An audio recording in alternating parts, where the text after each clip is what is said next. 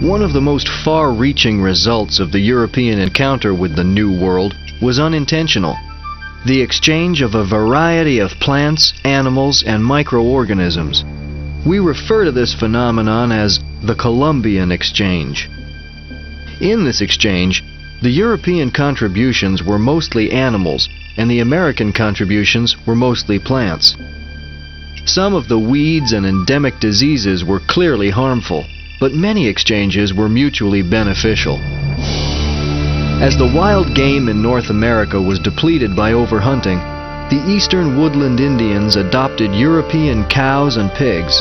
Rather than fencing the animals and housing them in barns, the natives let them roam in the woods until they were needed. The Native Americans' adoption of the Spanish horse led to the cultural efflorescence of many plains tribes in the early 19th century.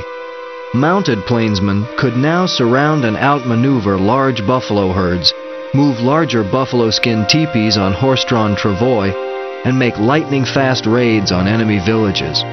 The horse gave warriors such military advantage, the highest honor became a practice called counting coup, which was merely touching an enemy by hand or with a special coup stick.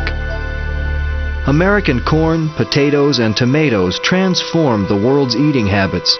Ireland and Germany's cool, damp climates happily adopted the white potato from the Andes to feed their poor. African and Chinese farmers welcomed Indian corn, called maize or turkey wheat. Even today, approximately 1/3 of the Chinese diet consists of corn.